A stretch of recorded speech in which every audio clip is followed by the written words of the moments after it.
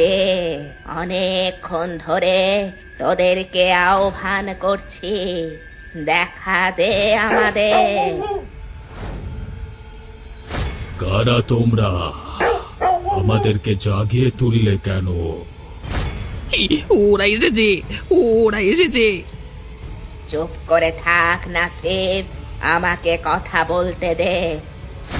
কি হলো? তোমরা আমাদের কথার উত্তর দিচ্ছ না কেন? আমরা জিজ্ঞাসা করলাম, তোমরা আমাদেরকে এখানে ডেকেছো কেন? তোমাদের সাহায্য চাই। এই দোকানে তোমরা মরে যাওয়ার আগে মিষ্টি খেতে, কিন্তু এখন এই দোকানে একদমই বেচা কেনা হয় না। তোমরা যদি একটু সাহায্য করতে, তাহলে ওই ছেলেটা আবার নিজেকে স্বাভাবিক করে নিতে পারতো। কিন্তু তুমি তো একদিন আমাদেরকে ডেকে না না, সেসব কথা আবার এখানে তোলা কেন? আমি একটা কথা জানতে চাইলাম, তোমরা কি সাহায্য করবে? তার বদলে তোমরা যা চাও তাই দেব, মানে ওই নাসিফ তোমাদেরকে দেবে। ঠিক আছে, শর্ত একটাই, আমাদের মনের সব আশা পূর্ণ করতে হবে। সারা রাত দোকান খুলে রাখতে হবে, যাতে আমরা মনের মতো এসে মিষ্টি খেতে পারি, নিজেদের মতো তৈরি করিয়ে। ঠিক আছে, ঠিক আছে, সেসব হবে, হবে হবে হবে। বেশ, তোমরা তাহলে যাও। নাসিফ, এবার তুমি বড় লোক হতে চলেছ। ধীরে ধীরে তুমি অনেক বড় লোক হয়ে যাবে। আমার কথা ভুলে যেও না জানো। না না না না, তোমার কথা আমি কি আবার ভুলতে পারি? তোমার কথা আমি কোনোদিন ভুলবো না। হাহ, একবার হাতে টাকা পয়সা আসতে দাও, তারপর আমি এখানে রাজ করব। হ্যাঁ, তোদের কথা কে মনে রাখবে? এ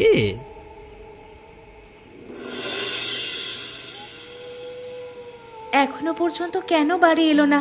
এত রাত হয়ে গেল, স্কুলে তো অনেকক্ষণ ছুটি হয়েছে। তাহলে কি হলো? আমি কি একবার বাইরে বেরিয়ে দেখব? না না, আমাকে বাইরে বের হতে বারণ করেছে। আমি একা মেয়ে মানুষ, কোথায় আর যাব? বেরিয়ে এসো, ভেতরে কে আছে? বেরিয়ে এসো, তোমার স্বামীর খবর নিয়ে এসেছি তোমার কাছে। কে? কে বাইরে? কে? ভয় পেও না মেয়ে, বাইরে এসো, তোমার জন্য একটা খবর আছে। খবর আছে? কি আবার হলো? যাই তো, হ্যাঁ, একবার বেরিয়ে গিয়ে দেখি।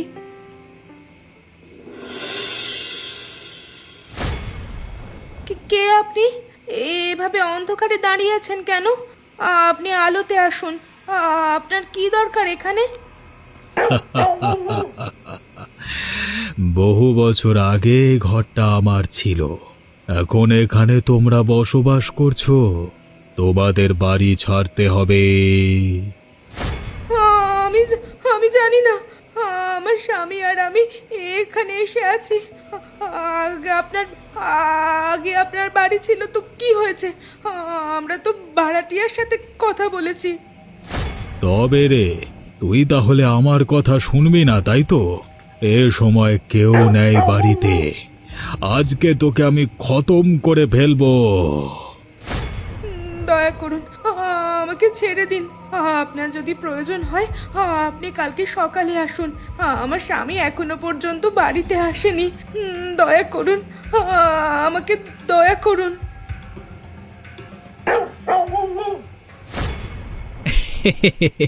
আরে একটুতে তোমার ভয় পাওয়ার স্বভাবটা গেল না মেহরিন। আরে আমি তোমাকে একটু পরীক্ষা করবার চেষ্টা করলাম যে ভয়টা তোমার কমেছে কিনা, কিন্তু তোমার ভয়টা একই রকম আছে, একটু কমেনি। আমি সেই থেকে তোমার জন্য চিন্তায় চিন্তায় মরে যাচ্ছি, আর তুমি আমার সাথে ফাজলামি করছো। আজকে আমি খাবোই না, চললাম আমি ঘুমাতে ঘরে।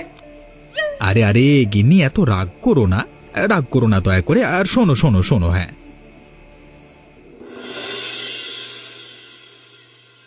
তো দাদা কোথায় রে? তাকে তো কালকে রাত থেকে কোথাও দেখতে পাইনি। সে কি বাড়িতে আসে না নাকি এখন? আজকাল কি কি ক্লাবে গিয়ে আড্ডা মারতে শুরু করেছে? সেসব বলতে পারবো না। আমার কথা কত যেন শোনে, কিছু বলতে গেলেই সবসময় খ্যাক খ্যাক করে ওঠে, তার জন্য আমার কোনো কথা বলতে ভালো লাগে না ওর সাথে।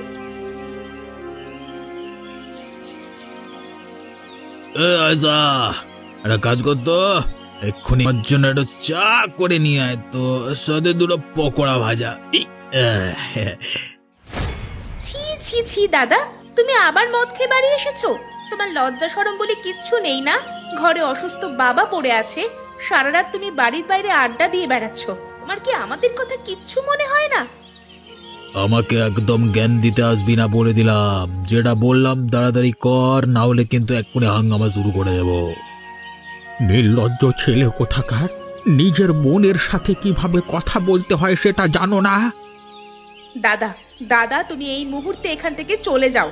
তোমাকে দেখে বাবার আবার শরীর খারাপ করে যাবে, তখন আমি কোনোদিক সামলে উঠতে পারবো না। আমার কথাটা দয়া করে রাখো দাদা। আমি কারোর কথা শুনো না, এটা আমার ঘর। আমি যখন খুশি আসবো, যখন খুশি এখান থেকে যাব, কেউ আমাকে আটকাতে পারবে না।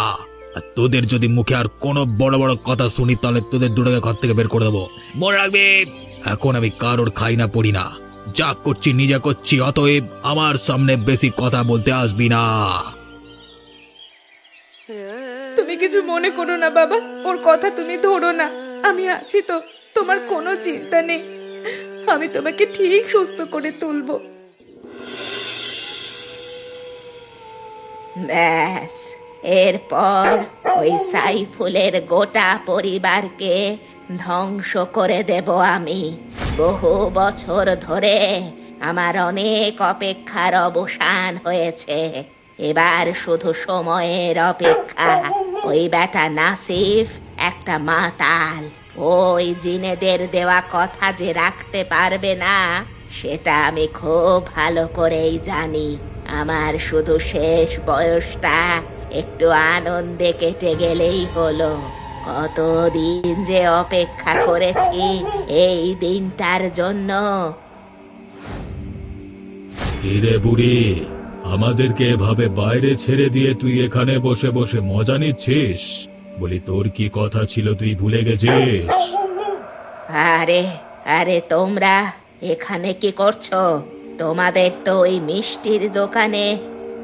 তোর কথা মতো আমরা ওই মিষ্টির দোকানদারের সাহায্য করেছিলাম, এদিক ওদিক থেকে মানুষ মেরে পয়সা নিয়ে আসছিলাম, কিন্তু ও তো নিজের ছাড়া কিছুই বোঝে না, হাজার দিন দোকান বন্ধ করে রাখে। তোরা কি আমাদেরকে তোদের গোলাম ভেবেছিস? না, মানে আমি এসব বিষয়ে কিছু জানি না। মানে মানে এইসব মানে মানে করে কোনো লাভ হবে না। তুই জেনে শুনে আমাদেরকে ব্যবহার করবার চেষ্টা করেছিস, তার জন্য তোকে আজকে প্রাণ দিতে হবে। দয়া করো, দয়া করে আমাকে ছেড়ে দাও, দয়া করো আমাকে।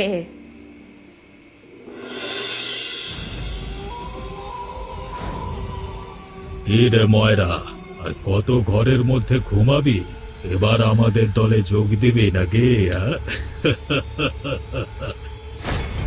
কে কে কে কে তোমরা? তোমরা কারা? তোমাদের চোখগুলো এভাবে জল জল করছে কেন? কি হলো বাবা, তুমি চিৎকার করছো কেন? কি হয়েছে? ওরে বাবা রে, কারা তোমরা? তোমাদের তোমাদের এখানে কি চাই? তোর বাবাকে মেরে ফেলতে এসেছি আমরা। আমরা বেঁচে থাকতে তোর বাবার হাতের অনেক মিষ্টি খেয়েছি, এখন মরে গিয়ে সেই মিষ্টি খেতে পাচ্ছি না, তাই তাই তোর আব্বাকে আমাদের সাথে নিয়ে যাব। তোমরা এখান থেকে চলে যাও। তোমাদেরকে যদি দাদা পাঠিয়ে থাকে তাহলে কিন্তু তোমরা ভুল করছো। আমি কিন্তু পুলিশে খবর দেবো কালকে সকালে। পুলিশে খবর দিবি? পুলিশ আমাদেরকে কি করবে রে? কিছুই করতে পারবে না। মনে রাখ, একদিন এসে তোর চোখের সামনে দিয়ে তোর বাবাকে মেরে তুলে নিয়ে যাব, কেউ আমাদের রুখে দাঁড়াতে পারবে না। ওরা কারা ছিল আব্বা? হঠাৎ করে চোখের সামনে থেকে কোথায় চলে গেল ওরা? ওরা ওরা জিনের দল, কিন্তু ওদেরকে কে জাগালো? আয়েশা, আমার খুব ভয় করতে শুরু করেছে। হঠাৎ করে আমাদের কপালে কি শুরু হলো? কি হচ্ছে আমাদের সাথে? এসবের পেছনে কে আছে?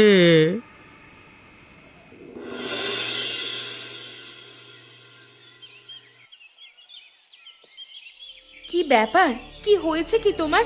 তুমি আজকে সকাল সকাল স্কুল থেকে চলে গেলে কেন? কিছু হয়েছে নাকি? স্কুলে ছুটি?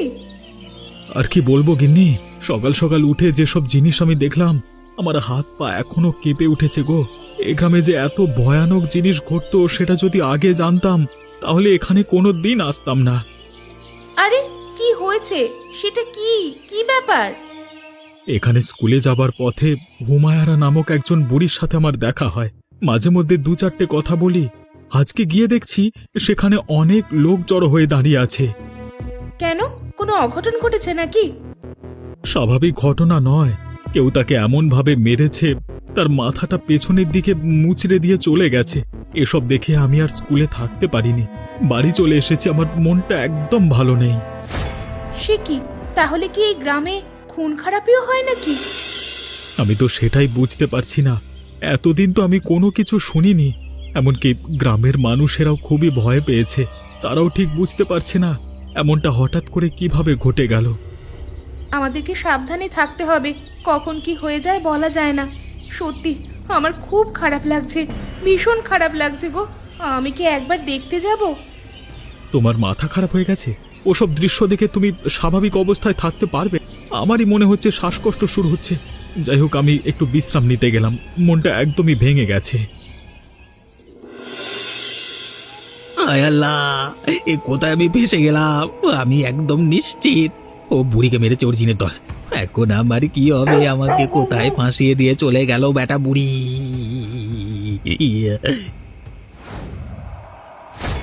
আয় আল্লাহ, এ কোথা থেকে এলো? বাঁচাও, এই কোথায় আছো? বাঁচাও! এই, বেশি চিৎকার চেঁচামেচি করলে তোকে কিন্তু শেষ করে দিয়ে চলে যাব বলে দিলাম। তুই আর ওই বুড়ি যেহেতু আমাদের জাগিয়ে তুলেছিস, সেহেতু আমাদের ভালো রাখবার দায়িত্ব তো।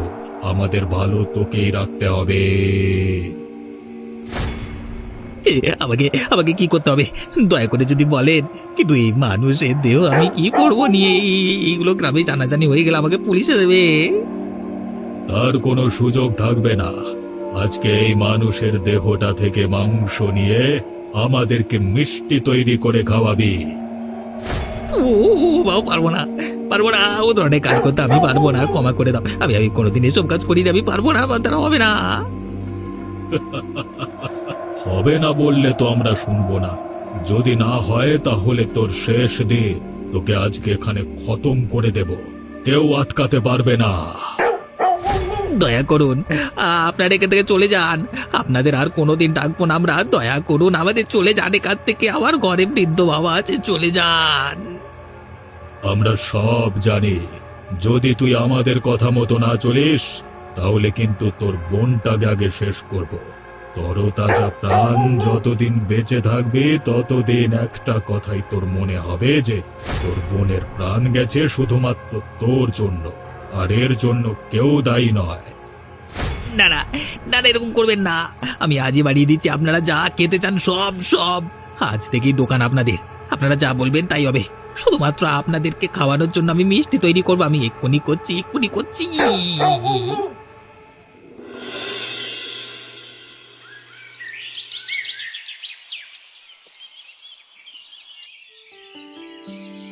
বাবা, তোমার এত কিসের চিন্তা আমি বুঝতে পারছি না। এত চিন্তা করো না। আমার মনে হয় সেদিনে যা কিছু দেখেছিলাম সবই আমাদের মনের ভুল। এখন তো সবকিছু ঠিকঠাক হয়ে গেছে। কিছুই ঠিকঠাক হয়নি রে। মনে আছে হুমায়ারা বুড়ির কেমন করে মৃত্যু হলো? সেটাই এখন আমার খটকার কারণ। আর তো দাদার খবর কি বলতো? তার সঙ্গে তো আজকে মনে হয় 7 দিন হলো আমার ভালো করে দেখা হয়নি। জানি না, সন্ধে হলেই বেরিয়ে যায় আর দিনের বেলা সারাদিন ঘর বন্ধ করে বসে থাকে। আমি যদি খাওয়ার জন্য ডাকতে যাই তাহলে আমাকে চিৎকার করে কথা শোনায়। তার জন্য আমি আর এখন ডাকতে যাওয়া বন্ধ করে দিয়েছি। যখন ইচ্ছে হবে তখন খাবে। না না, এসব ভালো কথা নয়। এর মধ্যে নিশ্চয়ই কোনো রহস্য আছে। রহস্যটাকে ভেদ করতে হবে, না হলে আমাদের অনেক বিপদ। তুমি কোন বিপদের কথা বলছো বাবা? আমার মাথায় যে কিছুই ঢুকছে না। শোন তাহলে, বুড়ির সাথে আমার সম্বন্ধ যে খুব একটা ভালো ছিল না সেটা তো তুই খুব ভালো করেই জানিস। একবার একটা ঘটনা ঘটেছিল। সেই ঘটনার কথা তোদেরকে জানাইনি। শোন তাহলে সেই ঘটনা। কি ব্যাপার, তুমি আমার সামনে এইভাবে পথ আগলে দাঁড়ালে কেন? দেখো, নিজেদের মধ্যে ঝগড়াঝাঁটি হয় ঠিক আছে, কিন্তু যদি এভাবে তুমি আমার ক্ষতি করবার চেষ্টা করো তাহলে কিন্তু ভালো হবে না। আমি কিন্তু পুলিশে যেতে বাধ্য হব। তুই যদি এরপর সুস্থ থাকিস তারপর তো পুলিশে যাওয়ার সাহস করবি। তোকে আজকে এখানে মেরেই পঙ্গু করে দেব। আমাকে আমাকে দয়া করো, আমার পরিবার আছে, আমার পরিবারকে কে দেখবে? আর কোনো দিন তোমার সাথে ঝগড়াঝাটি করবো না, কোনো দিন অপমান করবো না। ছেড়ে দাও, এবারের মতো দয়া করে ছেড়ে দাও। তোকে প্রাণে মারলাম না, তবে একটা কথা, আজকের ঘটনা অর্থাৎ আমার নাম যদি মুখ ফুটে কোনো দিন বের হয়েছে তাহলে তোর গোটা পরিবারকে উজাড় করে দেব। কথাটা যেন মাথায় থাকে। থাকবে থাকবে, আমার মাথায় থাকবে, কথাটা থাকবে। ক্ষমা করে দাও, ছেড়ে দাও, দয়া করে ছেড়ে দাও। আদতে সেদিন আমার কোনো দুর্ঘটনায় পা ভেঙে যায়নি। আমার উপর হিংসে করে, কালা জাদু করে আমার এই অবস্থা ধীরে ধীরে করা হয়েছে। উফ, এই রাতের বেলায় ওর শখ গেল মিষ্টি খাবার। এভাবে হয় নাকি? আগে বললে আমি ফেরবার পথে নিয়ে চলে আসতাম। যাই, এখন দেখি শীতকাল পড়ে গেছে, এত রাত পর্যন্ত দোকানকে খোলা রাখবে। কিরে, তাড়াতাড়ি কর, বেশিক্ষণ অপেক্ষা করতে পারবো না। দিন দিন তুই অনেক অলস হয়ে যাচ্ছিস। এভাবে চললে কিন্তু তোর পরিবারকে খতম করে দেব। আমার ঠিক মতো ঘুম হচ্ছে না, চিন্তায় চিন্তায়, তাই জন্য আমি ক্লান্ত হয়ে যাচ্ছি। সবসময় আমাকে দয়া করে ছেড়ে দাও। সে কি রে, তোর এত কথা বলবার সাহস হয় কোথা থেকে? আজকেই তোর ঘাড় মোটকে তোকে শেষ করে ফেলবো। না না না না না না, আমি এক্ষুনি মিষ্টি তৈরি করে দিচ্ছি। এই জন্য সময় তো আমি করে দিচ্ছি। সে কি, ওই মিষ্টির দোকান তাহলে জিনেদের হয়ে গেছে? না না না না না, এখানে আর এক মুহূর্ত দাঁড়ানো যাবে না। আমাকে এক্ষুনি এক্ষুনি এখান থেকে পালাতে হবে। যদি আমার দিকে দৃষ্টি পড়ে একবার তাহলে।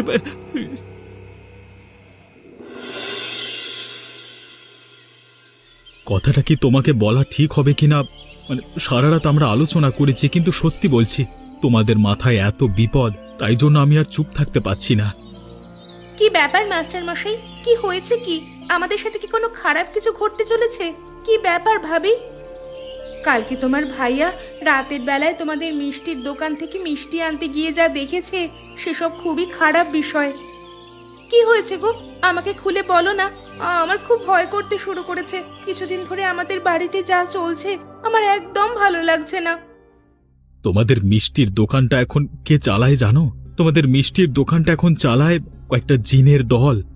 এখন এটা জিনেদের মিষ্টির দোকান হয়ে গেছে। আর তোমার দাদা তাদেরকে সেবা করছে অনেক কষ্ট করে, না হলে তোমাদের শেষ করে দেবে। আমি জানতাম এরকমই কিছু একটা হচ্ছে। দাদার ভাব আমার কিছুদিন ধরে একদম ভালো লাগছিল না, কিন্তু এখন কি করব?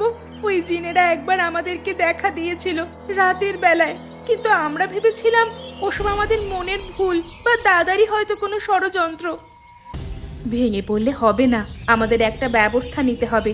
ওই হুমায়া বুড়ির বাড়িতে একবার খোঁজ করতে হবে, ওখান থেকেই নিশ্চয়ই কোনো উপায় পাওয়া যাবে। তুমি ঠিক বলেছ গিন্নি, আর বেশি দেরি করা আমাদের উচিত হবে না।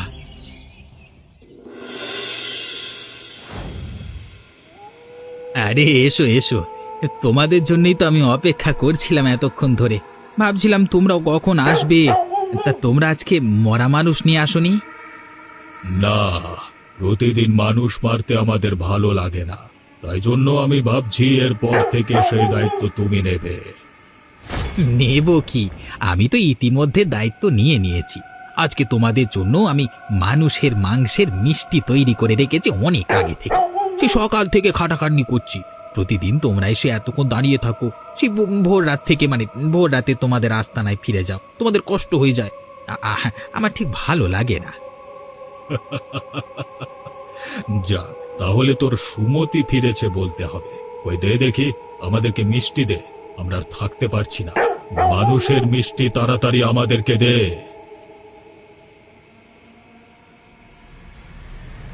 ওরে বাবা রে, মরে গেলাম রে। এর মধ্যে কি ছিল? আমরা চলে যাচ্ছি, আমাদের সারা জীব চলে যাচ্ছে। শয়তানের বাচ্চা, তুই শয়তানি করে নিশ্চয় এর মধ্যে কিছু মিশিয়েছিলিস। আমরা তোকে ছাড়বো না, কোনো একদিন ফিরে এসে তোর ক্ষতি করব।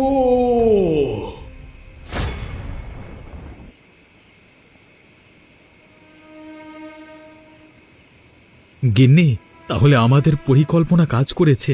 ওই জড়িবুটি মিষ্টির মধ্যে মিশিয়ে দিয়েছিলাম বলেই আজকে এদের হাত থেকে মুক্তি পেলাম সবাই। ওগো দাদারা, আমাকে তোমরা ক্ষমা করে দাও। বোন, আমাকে ক্ষমা করে দে। আমি ইচ্ছে করে তোদের সাথে খারাপ ব্যবহার করতাম না। আমার মাথায় অনেক চাপ ছিল, এদেরকে যদি আমি খুশি না করতাম একদিন, তাহলে আমাদের গোটা পরিবারকে শেষ করে দিত।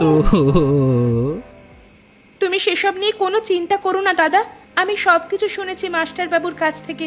উনি কালকে রাতে এখানে এসে সমস্ত কিছু দেখেছিলেন, তাই জন্য আজকে জোর করে তোমাকে এইসব কাজ করানো হয়েছে। তুমি যে এই কাজটা করতে পেরেছো সাহসের সাথে, এটাই অনেক। ভাবি, তোমাদের যে কি বলে ধন্যবাদ দেব। তোমরা না থাকলে সত্যি আমরা আর বেঁচে থাকতাম না। তোমরা আমাদেরকে সাহায্য করেছো, তোমরা আমাদের বাঁচিয়েছো। অতীতের কথা বাদ দাও, এরপর থেকে খুব ভালো করে নিজেদের দোকানটা চালাতে শুরু করো। গ্রামের মানুষের উপকারে কাজে মন দাও। ঠিকই বলেছে। নিজের বাবা, নিজের বোন, এদের থেকে আপন আর কেউ হয় না। আশা করছি সবকিছু ঠিক হয়ে যাবে। আর আপনারা